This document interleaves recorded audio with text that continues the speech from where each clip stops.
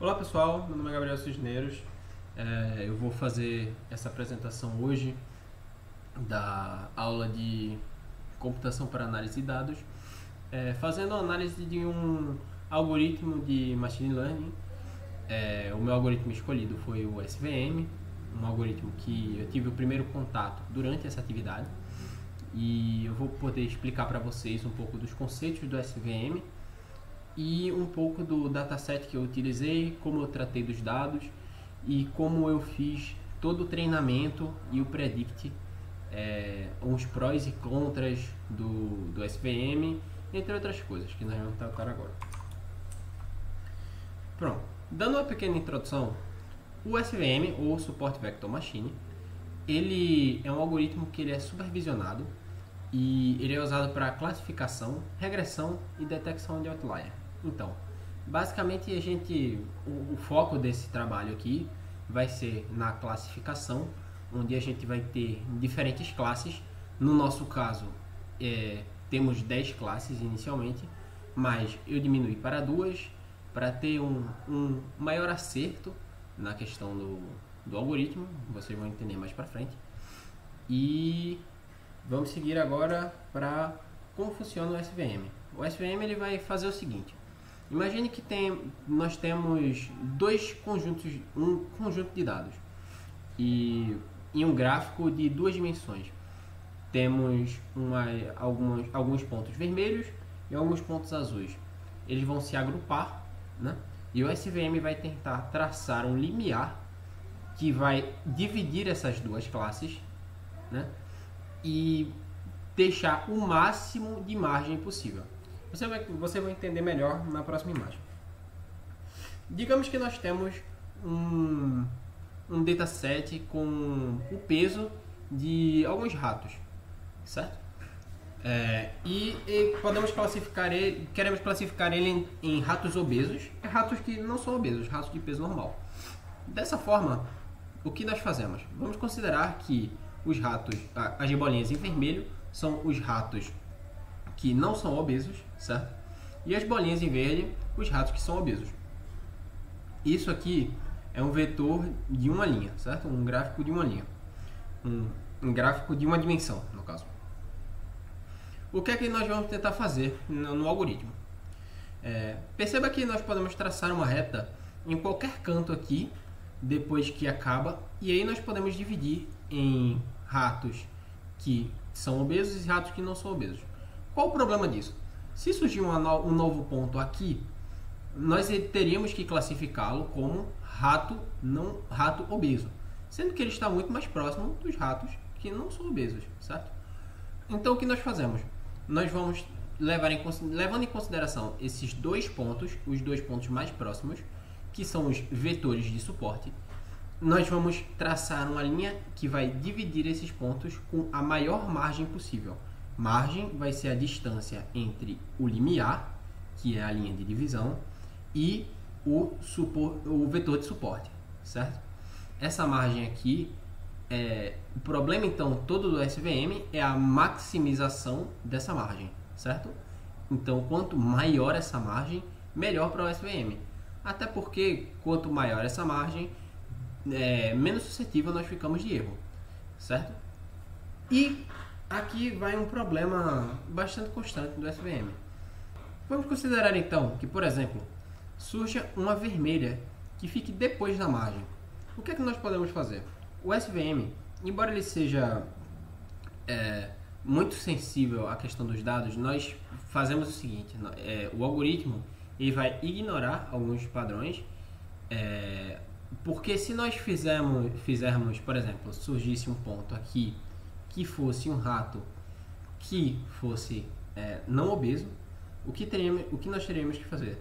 Nós teríamos que mover o limiar para a direita e tentar maximizar a margem. Porém, isso pode causar com que o algoritmo fique pior, certo? Por quê? Porque se nós traçarmos o limiar nessa linha, nós podemos considerar que, por exemplo, um rato que surgir aqui, ele é não obeso. E pode ser que ele seja, sim, um rato obeso. Então, o que é que nós buscamos? Buscamos um equilíbrio no SVM. A gente busca um equilíbrio entre a maximização da margem e a gente busca um padrão, né, uma harmonização entre a maximização da margem e a quantidade de erros que nós podemos ter. Nomeamos isso de Maximum Margin Classifier, certo? É um algoritmo que vai tentar maximizar a margem, ok? Qual o problema desse algoritmo? Se nós tivermos um ponto que surja muito, um ponto de um rato que não seja obeso, que surja muito à direita, como por exemplo aqui, nós teríamos um problema. A margem ia ter que ficar entre esses dois, a linha, o limiar, ia ter que ficar entre esses dois pontos. E isso poderia causar diversos erros. Por quê? Porque um ponto que surge aqui, mesmo que ele seja não obeso, e se nós traçarmos uma margem aqui, nós estamos ignorando o fato de que se surgir outro ponto depois da margem, ele está muito mais próximo dos ratos que são obesos do que os que são não obesos.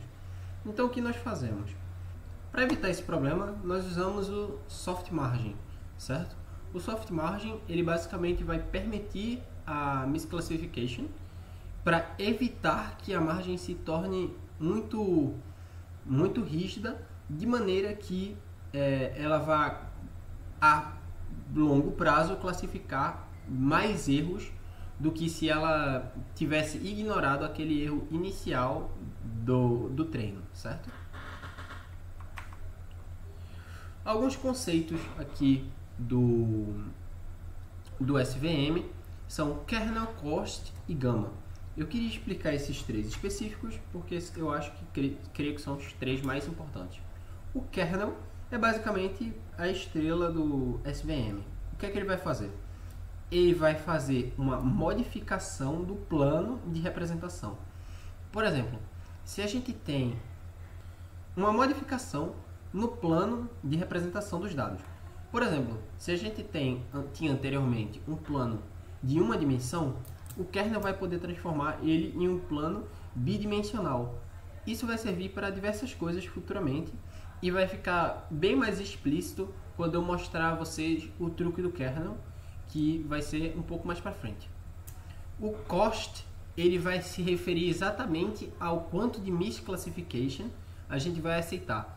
A gente não pode deixar o cost muito alto, porque se a gente deixar um cost muito alto, ele vai causar overfitting, e aí muito mais coisas a longo prazo vão ser classificadas de maneira errada. E também não podemos deixar ele muito baixo, a um ponto que ele fique muito flexível, até porque isso também vai causar muita misclassification.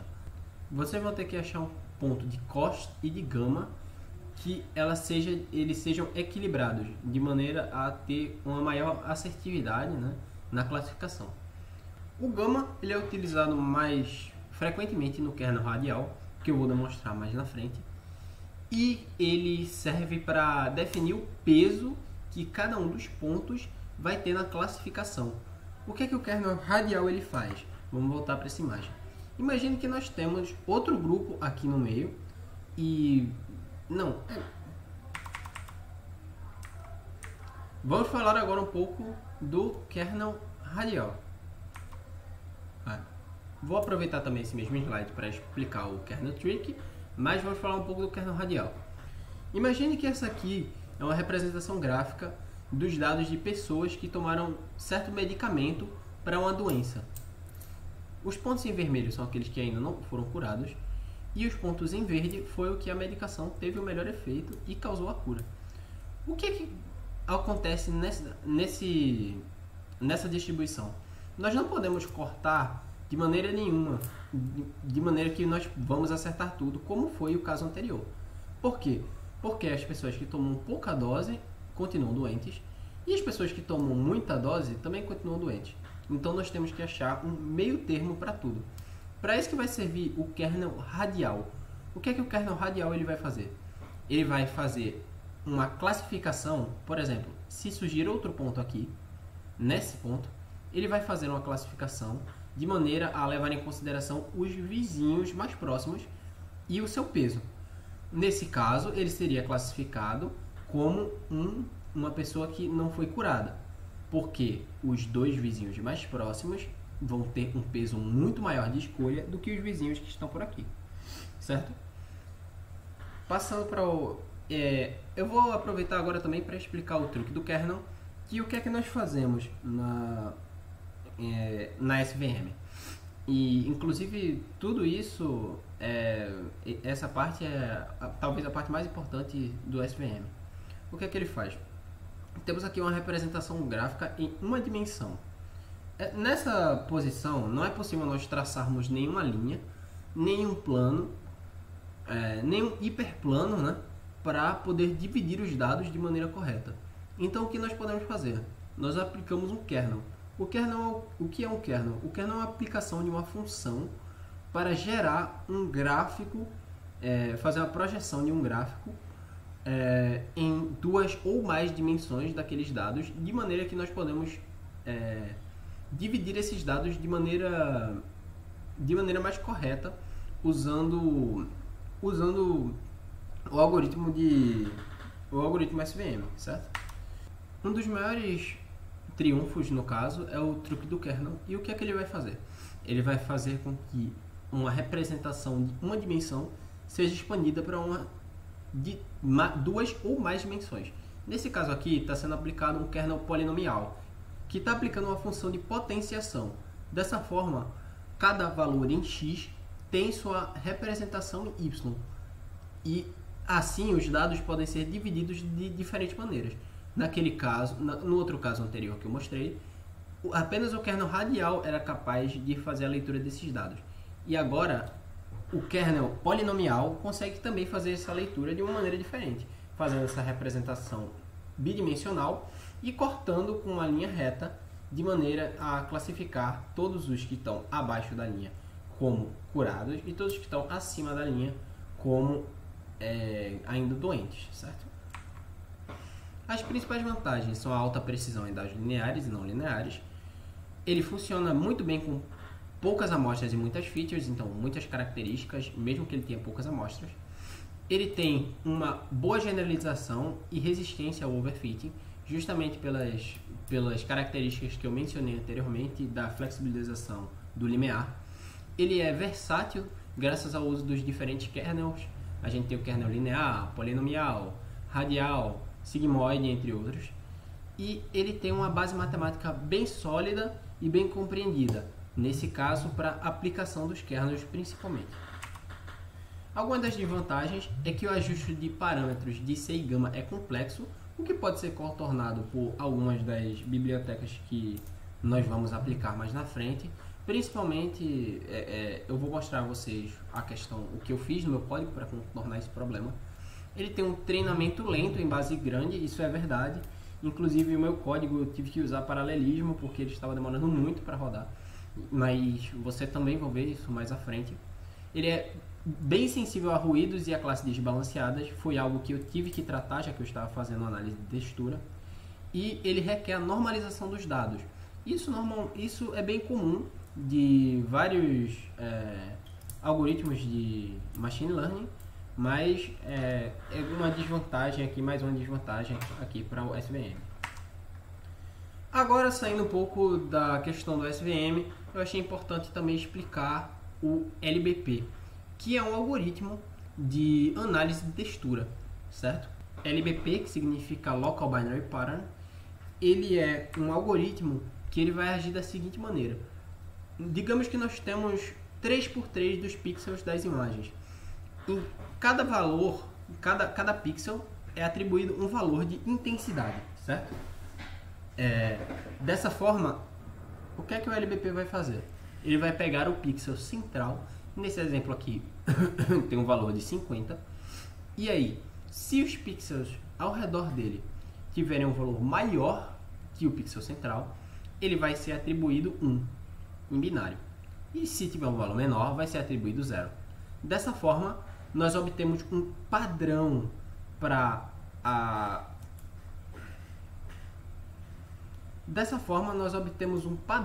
cada conjunto de 3 pixels que nós temos na imagem.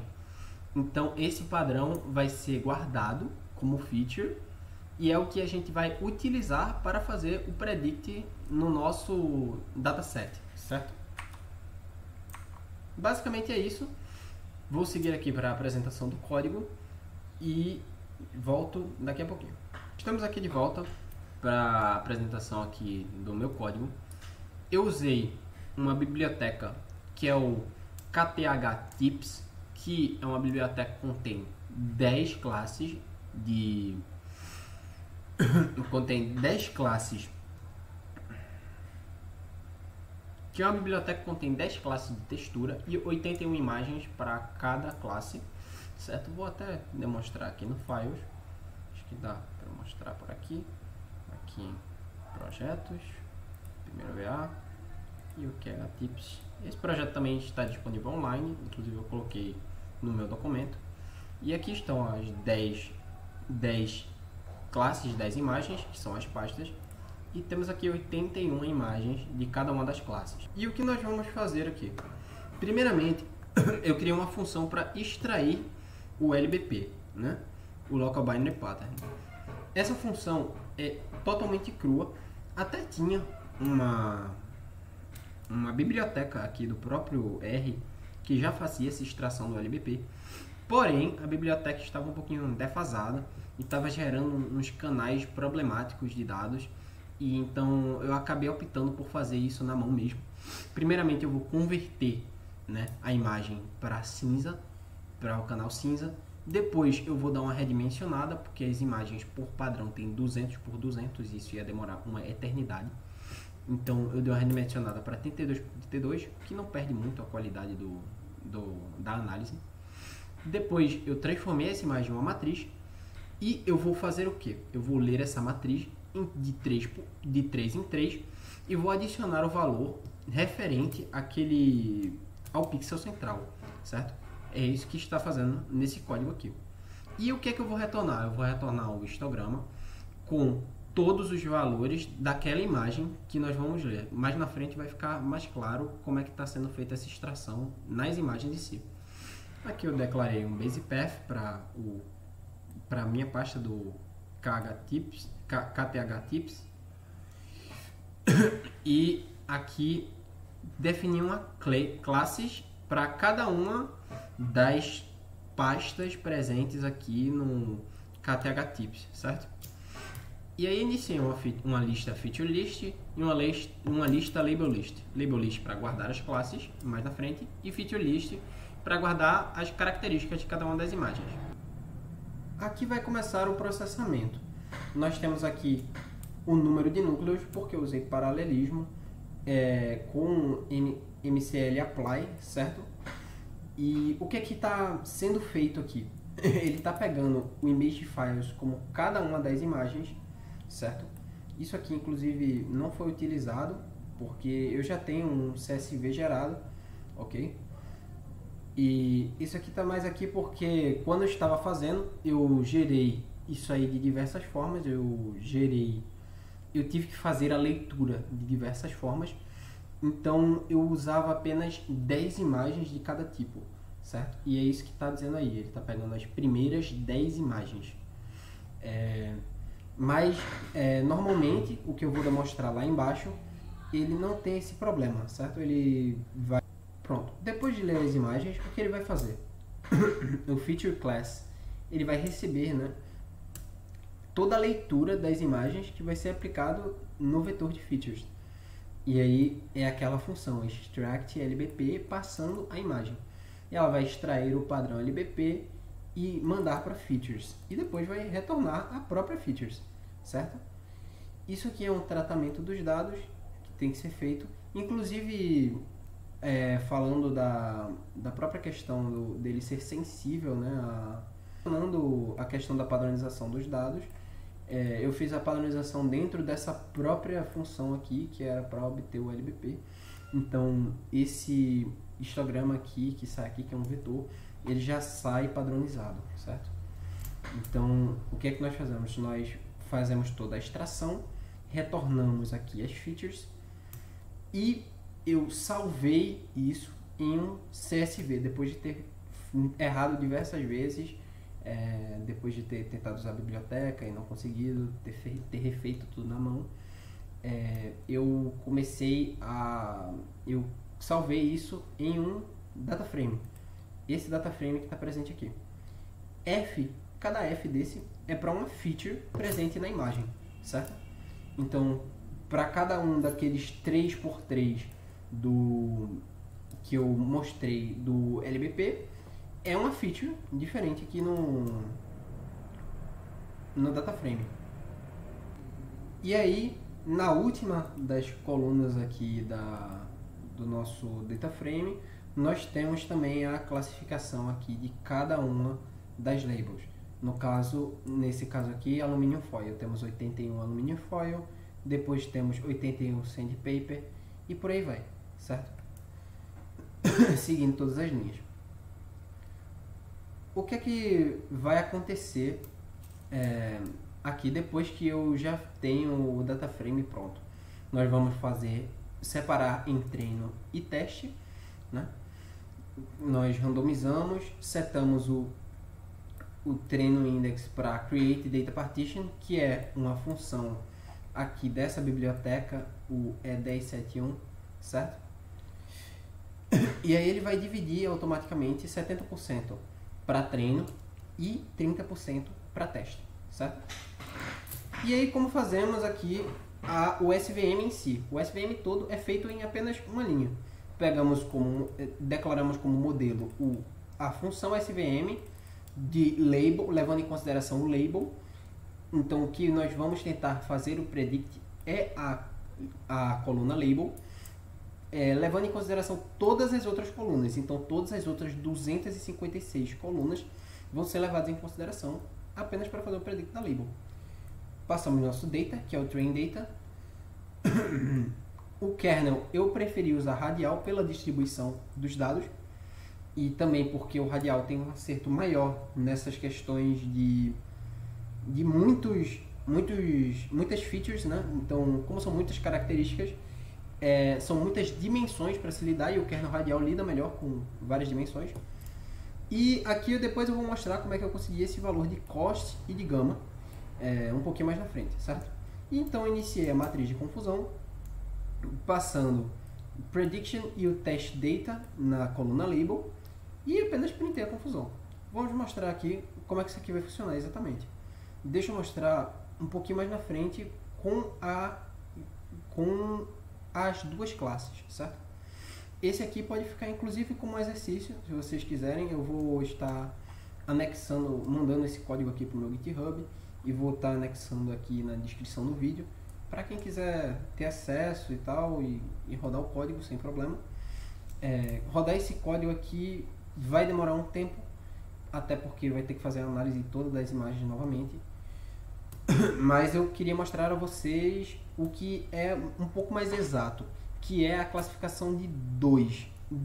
Eu peguei, depois de fazer vários testes, eu percebi que a precisão não era muito boa com as 10 classes. Claro, são 10 classes para classificar. Então nós tínhamos uma precisão aí em torno de 57%, o que não foi muito agradável para mim. Depois eu tentei outros métodos para fazer isso. Tentei fazer por cores e não deu muito certo. E voltei aí para textura. E no fim das contas eu decidi fazer o simples e pegar apenas 2 classes para ver se a classificação que estava errada ou se era o algoritmo que eu tinha feito toda a mudança, o data frame, que estava com algum problema, certo? Então o que eu fiz? Falando aqui agora do teste com 2 classes, que foi o que eu decidi fazer, por ter uma maior assertividade, nós temos aqui o data frame de tudo, que é basicamente ler o CSV que eu já salvei de todos os elementos, certo? É o df all, que vai conter todas as classes, e esse df aqui, inclusive, que eu mostrei anteriormente, é basicamente só 2, né? Que é o que está sendo usado como esse data frame 2, né? Ele está salvo aqui como data frame, mas é o data frame 2. Eu vou rodar aqui para vocês poderem ver. Ok, certo? E agora o data frame 2, podem ver aqui, que ele é um data frame que contém 2 classes. No caso, eu acho que 3, porque eu esqueci de tirar isso, exatamente. Eu fiz o teste com várias classes, porque eu estava bem curioso de saber os resultados. Então, esse aqui foi mais um teste que eu fiz, passando 3 classes ao invés de 2, e o acerto foi em torno de 70%. E agora vamos ver aqui com apenas 2 classes, certo? Ok, 162, que são as 2 classes, nesse caso alumínio foil e sandpaper, ok? Está sendo feita uma filtragem aqui do CSV, do DFO, ok? DFO na label onde tiver classe 2, que classe 2 é o vetor aqui de alumínio foil e sandpaper, ok? Pronto, ok. E aí a gente está criando a coluna label aqui, novamente, e vamos ver aqui a distribuição das 2 classes para ver se está tudo certo. Sim, tudo certo. O alumínio foil com 81 fotos e o sandpaper com 81 imagens, também mesma coisa, ok? Vamos ver aqui. Dividir aqui entre treino e teste. Depois podemos rodar o model 2, uma prediction de 2, uma matriz de confusão, do mesmo jeito que nós fizemos anteriormente. E printando aqui a matriz de confusão, nós temos o seguinte resultado, certo? Nós temos 19 sandpaper de predict, certo? Onde o chute foi alumínio foil e a referência era o alumínio foil. Temos 5 aqui em que o predict foi sandpaper, mas o chute dele foi alumínio foil, a classificação foi alumínio foil, então é um erro, certo? E mesma coisa ao contrário, aqui foi alumínio foil e foi dito como sandpaper, e aqui foi sandpaper e realmente era sandpaper. Tivemos um acerto de 83%, certo? E é basicamente isso. Esse aqui foi a minha aplicação do SVM para fazer a classificação de duas classes. E fiquem livres aí para poder fazer a classificação de qualquer uma das classes. Inclusive, algo que eu vou estar disponibilizando também é um material que eu encontrei depois, né? Serviu bastante de aprendizado, que era como lidar com essa quantidade grande de classes. Nós temos algoritmos próprios que eles conseguem lidar com mais de uma classe dentro do SVM. Então, eu devo estar implementando essa questão e devo disponibilizar o quanto antes, certo? Por enquanto fica como tarefa vocês poderem usar o próprio SVM aqui para classificação de coisas mais simples, como por exemplo, o SVM é extremamente bom em casos de divisão, como por exemplo, questão de peso, reconhecimento de padrão em geral, ele é muito bom, onde temos inclusive mais de uma característica, certo? E onde temos mais de uma característica e ele vai conseguir classificar muito bem esse objeto aí, o que você quiser que seja. Então fica de tarefa de casa aí, tanto rodar o código aqui para todas as features, né, com todas as classes, e também depois de ter feito essa classificação com as 10 classes, eu descobri que tinha um dataset bem mais básico, apenas com areia e brita, né? Que é um dataset bem mais básico, que eu também fiz a codificação. Então eu vou deixar disponível aí o dataset para quem quiser utilizar, e utilizar também, pode utilizar inclusive o mesmo código, apenas substituir o dataset. E é basicamente isso. Agradeço aí pela atenção de todos e até uma próxima.